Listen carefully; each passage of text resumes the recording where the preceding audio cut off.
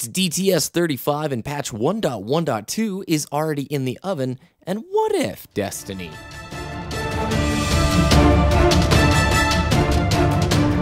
You're listening to Destiny the Show.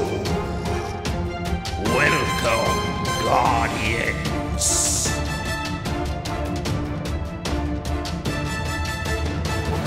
Welcome, everybody. I am BBK Dragoon to Destiny the Show, number 35. Joining me, as always, is my good friend Ditty. How are you doing today? Pretty well. Could you believe it? We got more snow this week in Texas. Did you really? We've had sunshine here. Yeah, like at the very beginning of the week, I tweeted out a picture. We got 6 inches of snow, and the day before, it was like 50 degrees outside. I don't know. I don't get it. Did you have a snow day? Oh, absolutely. For a couple days, actually. Yeah. Anybody who's listened to this show for the last like 5 or 6 weeks, it's like every time we start the show, it's like, did it snow there? Yeah, it snowed here. I just go there. It's good. Keeping up with tradition, what did you play this week? I played a lot of Destiny, played a lot of League of Legends, and that's about... Actually, I just had some people over today. We played Smash Bros. Wii U, and Mario Kart, so that was exciting. Do you own a Wii U? I don't. We had to borrow our friends. Yeah, I was going to say, man, like, I got a Wii U a few months ago just for Smash and Mario Kart. Dude, isn't Wii U awesome? Sanic and I are thinking about getting a Wii U probably closer to the end of the summer. But I really want to play Smash. Like, Smash is one of my favorite games of all time. I've just never owned the system it's on at the time. Yeah. So I'm excited. Plus, you have to have the requisite of other people on the couch. Like, Smash without folks in the room, like, in the couch local experience just isn't the same. Yeah, I mean, I'm fine with just playing 3 level 9 CPUs, you know? That's a fun time for me. And plus, with the Wii U, you can go online with it. And venture into the world. Exactly. Of Diddy Kong, because that's everybody, apparently. No, it's all about Sheik. Oh, yeah. Sheik. That hype.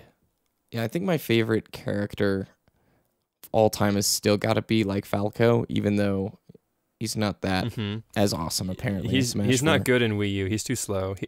Falco is my main in Melee. Brawl. Melee and Brawl, yeah.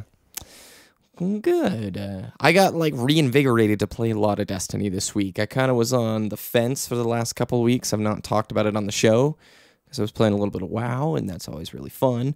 But this week, man, tons of Destiny, a lot of PvP. I got Thorn last night. I've joined the hand cannon army, and I am ready to move on. Patch 1.1.1 arrived, and I'm putting that Suros away. You know, people are just going to have to get used to seeing a hand cannon on the screen. Yeah, I'm using a lot of scout rifles and pulse rifles and shotguns. Dual shotguns is my go-to in PvE now. The super troll class. Well, right on. Oh yeah, definitely. We also had a really exciting week. We got to be a part of the Planet Destiny podcast, which is a really cool experience. If you're a listener from over there, welcome. And if you haven't heard it, it's going to be on their channel on Thursday, I think, when their podcasts go live on iTunes and their YouTube channel for Planet Destiny, which was really cool. We had a good time, right, Ditty? Absolutely. Those guys are awesome, and we really appreciate them inviting us on. It was a really cool experience. It was. Man, they're knowledgeable, too. It's really cool to talk with people who they have got their teeth sunk deep into this game.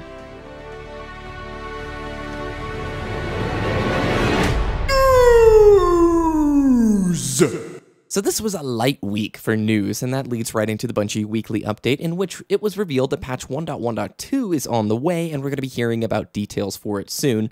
But that's really all the update was. I think Deej handled it pretty well, don't you think, Ditty, in terms of playing the humor of this is an update to tell you there's an update. Yeah, he's really well-spoken in terms of vague word usage, you know. He's the master vague linguist, you know. And I think that's why Bungie loves him so much. That's why we love him so much. Yes. So 1.1.2 is, we really don't know anything about it. And we could play Captain Speculation, but we actually did that on the Planet Destiny podcast, so I don't think we should do that here. But it leads right into the next news piece, which kind of lets us play Captain Speculation.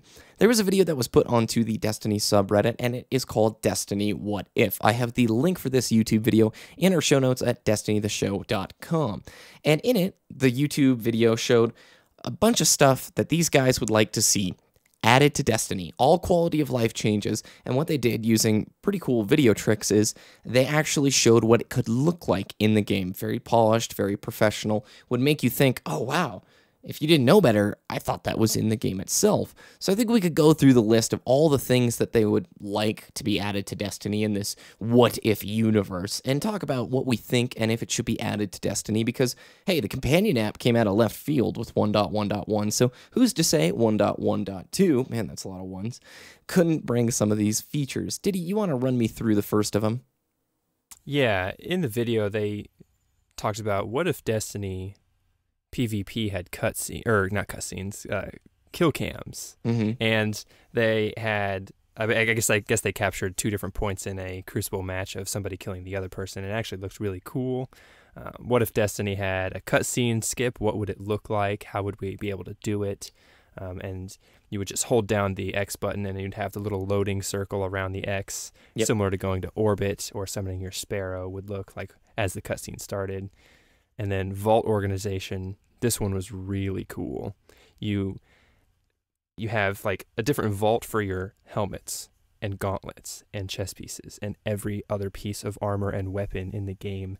You just have a segmented vault so you could store more stuff, and I think that was really cool. Mm-hmm. And then heavy ammo synthesis when you're out of heavy ammo, which was a pretty cool deal. Like when your heavy ammo runs out of weapon, like ammo, obviously, on the screen you have a little X and you just hold it to use one of your synthesis instead of actually having to go into the menu. Really cool little change, and it actually would be interesting to see how that would play out, especially with the raid. Auto sharding engrams that you don't want. This was a great feature where you can set in the menu, I want you to auto shard every green engram that I pick up or every blue engram that I pick up because I'm not interested in what it's going to give me. Those low-end pieces are something I'm not looking forward to. I'd probably only use green, but when you run over the engram, you immediately just get what the broken down sharded piece of that engram would be. Really easy, makes things a lot smoother. You don't have to go into the menu as often. Weapon shaders, something, gosh, everybody wants these, right, Ditty? Yeah, we've talked about it before, and I think it would just be a cool addition to the game. Absolutely. And what are the last few ones? Swap light level from one armor piece to another. I don't really remember with this one in the video. Can you give me a hint? So basically, and this is the one I think I want to talk about because I have issue with this, but basically in the tower, they go to the speaker, they go to that big, like, dimpled, I don't know, like the ground below the speaker, you know, that weird, like, orb kind of space. Hold X, they then go into a menu, and they can swap the light level from one piece of equipment to another. So if you visually like a certain piece of armor, you could take the stats and light level and push it over to something else. And we got to come back to that one to discuss some of these. So what's next? Being able to see Xur on the tower map. So whenever Xur comes into the tower, you actually go to one of those robots, you can click view map, you can actually find him a little bit easier on the map. That would be nice. Yes. So people don't have to run around the whole tower and try and find him or look on the Destiny Reddit or something. Indeed. And then faction wars. This ties into PvP Crucible. Yes.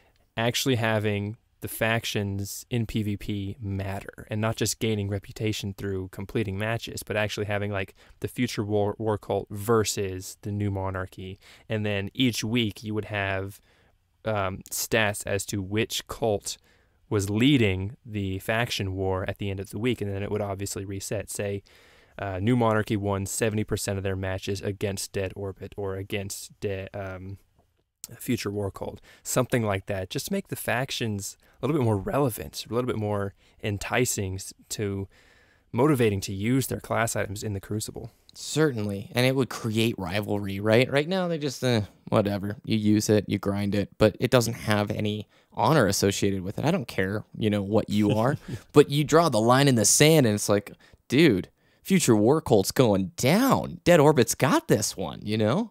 Yeah, Deej is a very outspoken Dead Orbit fan, and so it sounds kind of silly right now saying, or hearing him say, yeah, that's courtesy of Dead Orbit, take that, and I'm just like, there's nothing really motivating me to pick a faction right now, other than the fact that I want a black and white shader or a red and white shader. That's basically how I choose my faction now. Yes. So out of this list, I'm going to pick a few that I really like that I think could be implemented that would be huge quality of life benefits. The cutscene skip, I think, is realistic and something that we could see pretty soon. The vault organization in terms of segments, I really want it. I don't know how realistic it is because, let's face it, it's looking like Vault Space will probably not be coming until House of Wolves and maybe not even until Comet. But the one I take issue with here, and I'm curious which ones you want to as well, Ditty, but the one I take issue with is the swap light level from one armor piece to another because I think there's a different way to get the visual gear that you want.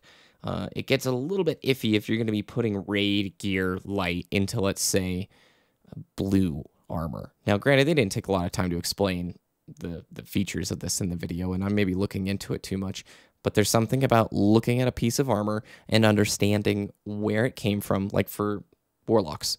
I know the raid armor, and I can recognize the raid armor, and just like you can recognize Hunter armor, I'm sure, when you take those stats and put it into something else, I'm not sure how much I like that right now, just because we don't have a huge amount of gear. I'm going to pull the WoW thing and talk about that because WoW has a system called Transmog. And essentially, you can make any piece of gear look like any other piece of gear in the game. So what a lot of times will happen when you get your gear set that you're going to be using for a long time, players will go out and farm old gear sets that are hard to get, like these things that are really challenging, and then make that gear look like it.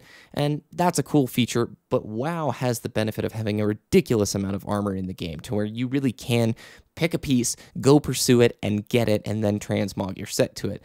Destiny doesn't really have that, where if I really wanted a certain piece that maybe only comes from a drop in a raid, I mean, how much mogging stuff do we have access to right now? Not a ton. I don't know. I'd like to hear your thoughts. What are a few of these that you'd like to see? Honestly, I'd really like to see kill cams in the Crucible. There have been countless times where, because I mean, there's a death timer anyways. It's not like I'm spamming X to skip the cutscene or kill cam just to revive. You know, there's a death timer anyways, and then there's a few times in the Crucible where I'd like to know how I died or what it looked like from his end. And other times I'll just skip it regardless and just wait through the death timer. So I'd like to see that implemented because it wouldn't really affect the respawn of the enemies or of myself. Vault organization, I agree. Any depth we can add to the vault, hopefully we know it's coming, but we just don't know when. Auto shard, I'd really like to auto shard greens, in my opinion. I don't like having them just sitting in my inventory, and I'm going to discard them anyways for the weapon parts or sapphire wire or whatever armor material.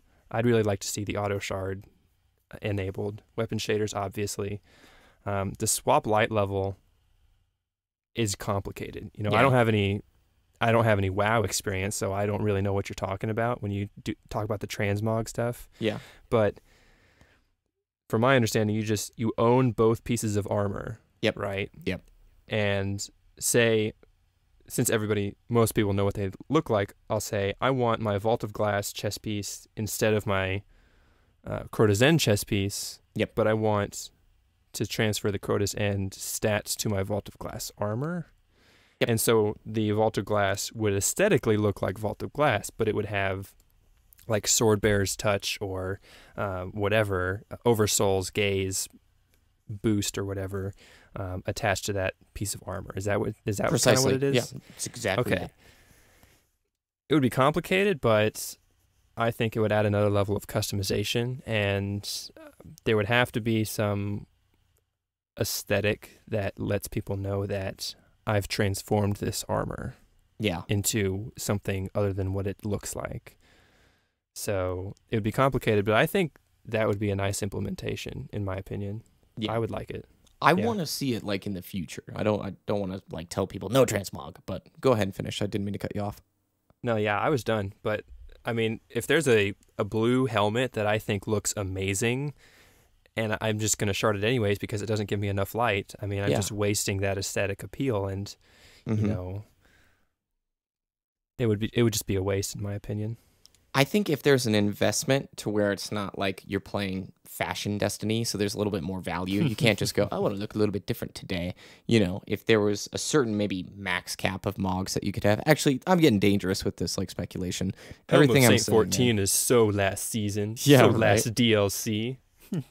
Oh, that's retro. Well, it's cool because like with WoW, there are people who mog vanilla gear. So they're in like current PvP instances wearing vanilla PvP gear, and it's like, oh, that's that's really cool. It's got this history to it. And I could foresee that with Destiny long down the road. Oh, wow. Oh, Is yeah, that really it? you can transmog your starting armor to current raid levels. That'd be hilarious. Oh my gosh. Just like that leather suit or whatever. And it's like, man, where's your gear? Nah, not here. All right, well, that's going to do it for the Destiny What If video. Please check it out and support the people who made it. It has almost 100,000 views, and it's a great video. They definitely put a lot of effort into it. What's next? It was Guide Week on the Destiny subreddit this past week, and oh my gosh, there were so many in-depth guides, but two that I really want to highlight are a in-depth Sunsinger guide and a Defender Titan guide. So if you're looking to play those subclasses, or if you main those subclasses, then definitely go read up on these. The Sunsinger guide, props to Chaotically Neutral for writing this up. He goes into what Radiance does, what each grenade does, how the damage works on each grenade, in terms of whether you have Radiance active or not, or whether you have this piece of armor or not.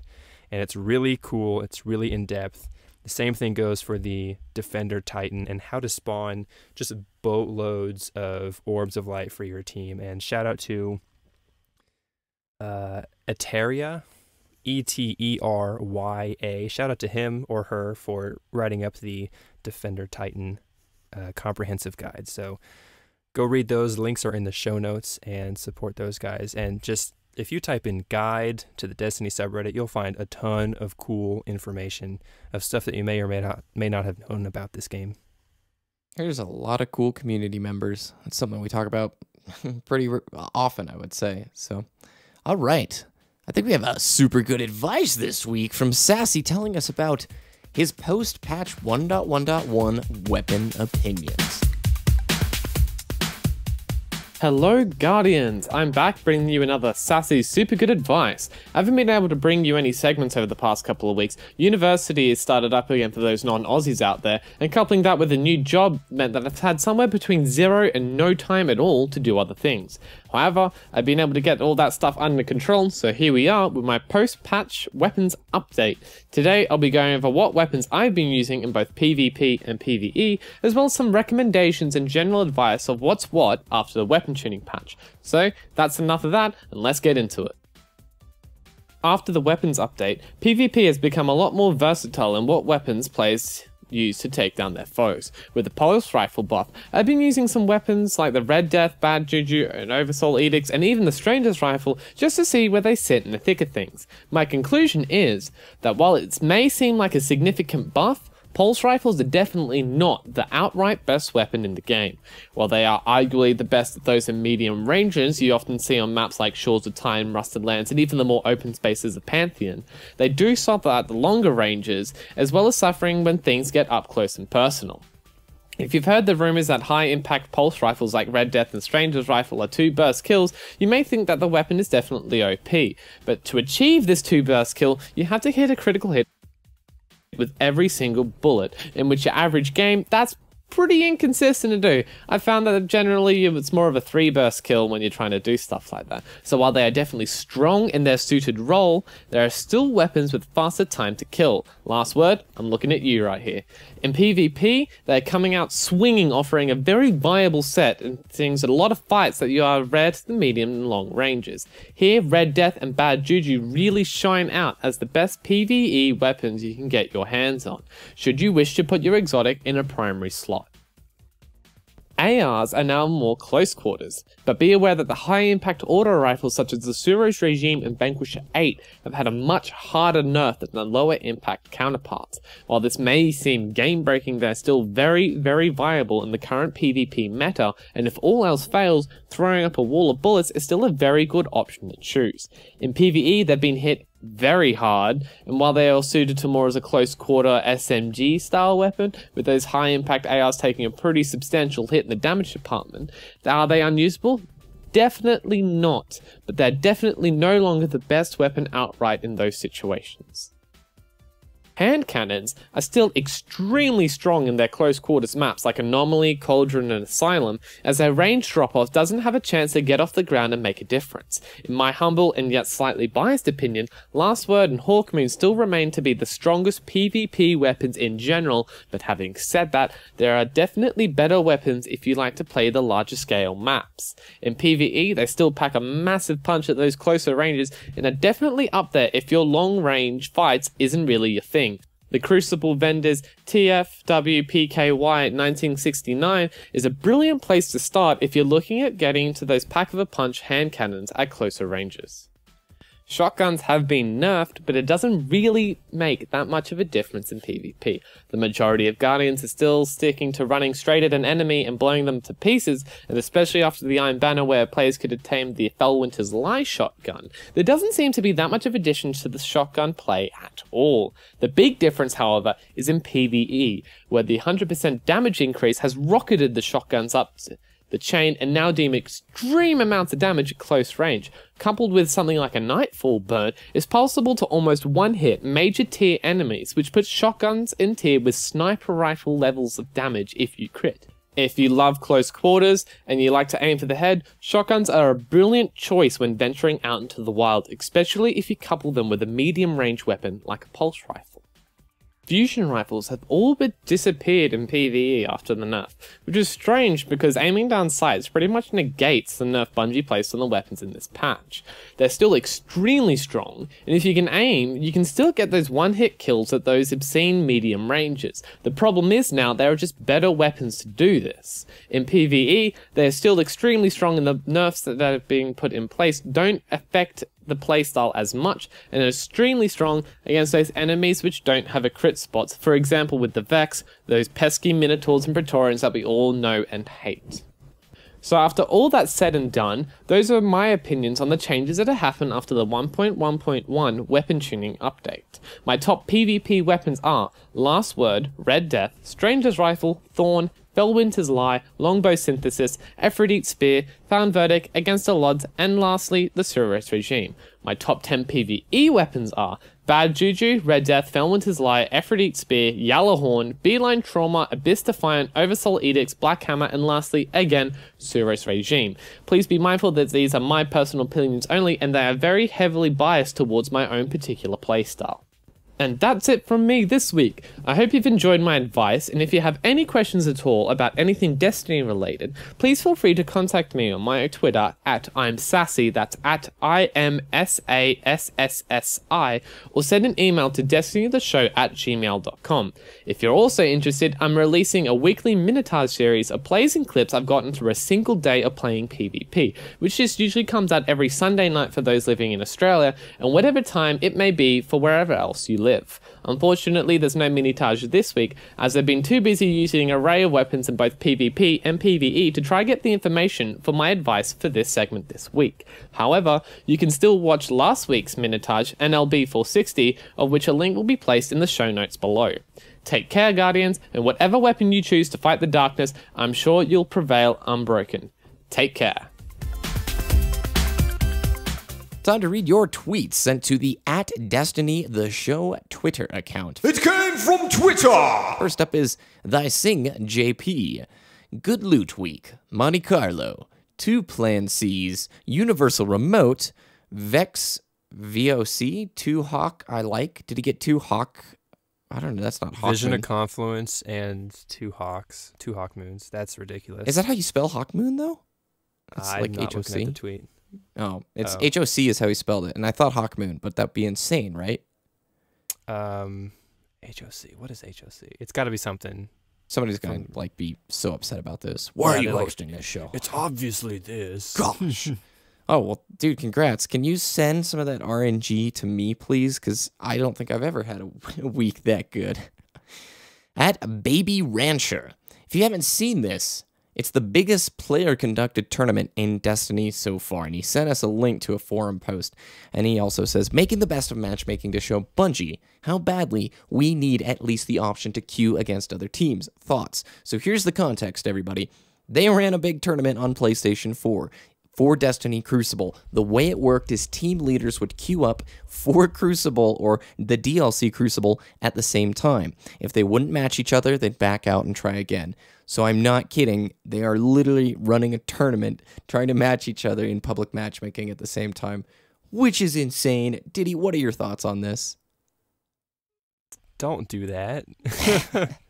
That's my first thought. Like, why? Why would you waste that much time? I mean, obviously you can get matched up together, but like, I'm convinced Destiny PvP is region coded. So like, I'm in Texas. I'm going to be matched with people in the southern region of the United States. I'm not going to be matched with somebody who's playing in Canada. I mean, I might be, but I'm convinced that matchmaking is region locked. So people trying to sync up in different regions, I don't know. That's not a good idea. Yeah.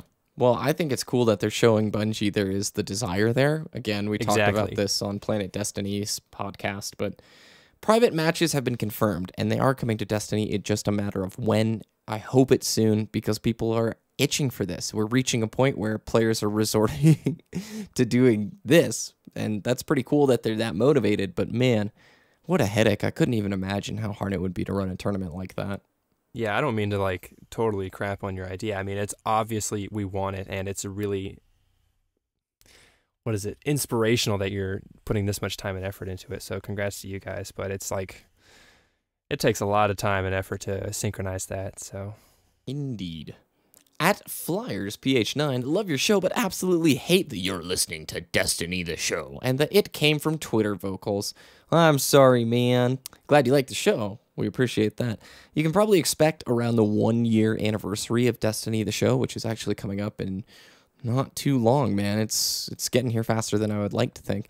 There's going to be a lot of facelifts and changes to the show in terms of the audio that we use and just things to keep it fresh and new. But we'll keep that in mind. I think I like it, but we'll keep it in mind.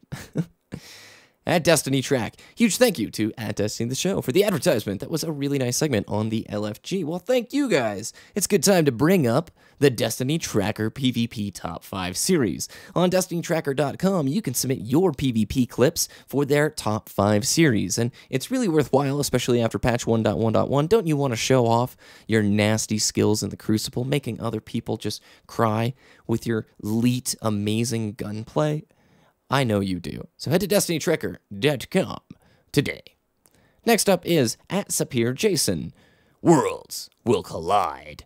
And that is in response to Planet Destiny asking us to be on their show this week, which was really appreciated. Next up is at MP Shiri. Best patch ever. Shotgun, all the things. In reference to 1.1.1. Ditty, what shotgun are you using? Universal Remote and Secret Handshake with a Return to Sender and Shot Package. And Flared Magwell. If I ran into you. Oh, it's PvE. I don't use shotguns in PvP that much anymore. Much. You just, pull out your good old Thorn or Last Word and let that do the talking, huh? By the way, HOC is Hunger of Crota. Figured it out. Boom. Thank you. Whoever's already left the mean comment is going to be like, dang it. Stays there.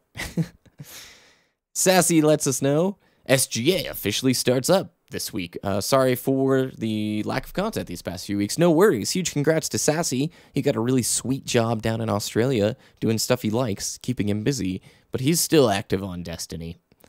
At Freddy_EN sent us a picture of his... Is it Gallahorn or Yallahorn, dude? I want to say Yallahorn so much, but I hear so many people saying Gallahorn. You know, Planet Destiny actually did a podcast about this a couple weeks ago, and they actually had an Icelandic or Nordic person come on, and it's Gatlahorn. Gatlahorn? Like Gatling gun. Yeah. Gatlahorn, something like that. I don't remember. I think it was 6 or 7. It's at the very beginning of their podcast, so if you're wondering, go check it out. Now you know. At Optic Nerve Explo. Listening to episode 34 at work, hopefully the new social reef will fix the glitches on Corta's end. I don't get what glitches with the social reef. Give us another tweet. I need more details. My head hurts. At Theron_Sniper. Hey guys, love the show. My idea is all sword Crota's end. I really just want to run it through the Hellmouth. Keep it up. At Brendan Goforth. Getting back into Destiny, looking to finally do a raid. Now that I have the right mindset, I'm finally enjoying Destiny. Well, good to hear. At Epos Vox, good friend of the show, what do you think about purchasable vault expansions like most MMOs? I would pay $5 for more vault space. No! Unless it's in-game currency, no, in my opinion. Ditty? No. Yeah. Because that'll just unleash the floodgates for more microtransactions to potentially enter the Destiny universe. I don't like that at all. In-game currency, yes, I will agree. Maybe like 15,000 or 25,000 Glimmer to triple your vault space. There you go. Glimmer Sync. Happy. Keeps me playing the game. I would be very upset if it was $5. I do want more vault space, but not at that cost. And our last tweet comes from @Theron Sniper. What weapons fits this exotic perk? Infiltrator. Rounds pierce the target and explode on each impact. And the second tweet says, rocket explodes 3 times, twice on the first target, once on the one behind the ones it definitely killed. Will track. Okay. Infiltrator. Did you get that, Ditty? I don't know. Maybe No he's worries. suggesting maybe he's referencing our created exotic from a couple shows ago. Maybe so. Context is helpful, but hard in 140 characters. And one of the additions I'm going to put into it came from Twitter is a post from my Facebook page for BBK Dragoon from Brian. And it's a long one, and we'll close off the show with it. BBK Broski, wanting your opinion on an idea my clan and myself brainstormed. The ability to have patrols be larger than just 3 people, and also harder difficulty. Personally, I feel that the patrols are too easy, knowing that this mode is for beginner players who are learning the game. But gathering spin metal is so boring. Yeah, doing the public events are sometimes challenging, but some are impossible to do. The wizards, if you have ever tried to kill a wizard all by yourself in a public event without the G-horn, pretty much impossible. Anyway, if there is a difficulty level for everything else in PvE, why not patrols? Still have the same base level for people who are new to the game, but have a higher level of difficulty for experienced players. Also have a reward for not dying, maybe an engram that would level up as you killed things. Getting XP would then be more relevant. As you racked up the kills, the engram would be worth more, but if you were to die during any part of the patrol, it would reset the quality. Incentive to play patrol would be a lot higher. The harder the difficulty, the better the engram, for example. But on the hardest difficulty, it would take roughly half an hour to actually go through one of these like bounties in a patrol. Once you go to orbit, that engram is saved with how much XP is stored in it, and all the other rarities of the engrams would take respective times. Lesser engrams take short periods of time, but the greater engrams would take longer periods of time to get. It would be an honor if you were to give a shout out to the clan I am a part of, Engrammers, on a future video while the show works out. Thank you very much, and remember, you can have all the abilities and all the weapons in the game, but it doesn't matter if you are dead. Okay, well, thanks, Brian. I'm going to throw it to Ditty right away. What do you think of the idea? I have a few things that draw issue right away, and that is, like, if you have different difficulties of patrols, you're just segmenting players, and patrols are kind of the only public space that we have that isn't the tower. What do you think? We would have to have a wild, like we talked about in a few shows ago. We can't implement level of difficulty into, like, Patrol Cosmodrome, you know, because whenever you patrol Cosmodrome, you create an instance on a Bungie server, and Bungie will just send players to that instance to create a social space. And it would have to matchmake you, and it would just be a little bit more a little bit too complicated, I think. I think if we had a wild area, you go out into the wild and you have different levels of difficulty the further you go out, I think that would be where you would want to implement the engram. Let's call it a red engram, because we loved that idea a few shows ago. The red engram increases in rarity the more experience, the more things you kill. I really like that experience gaining engram rarity idea. But it would have to be implemented in some type of wild area. Yeah, Brian, I think it's a good idea, but I do agree with Ditty. I think a wild or a separate entity would be the place to sort of explore this. But a lot of the ideas I like in there.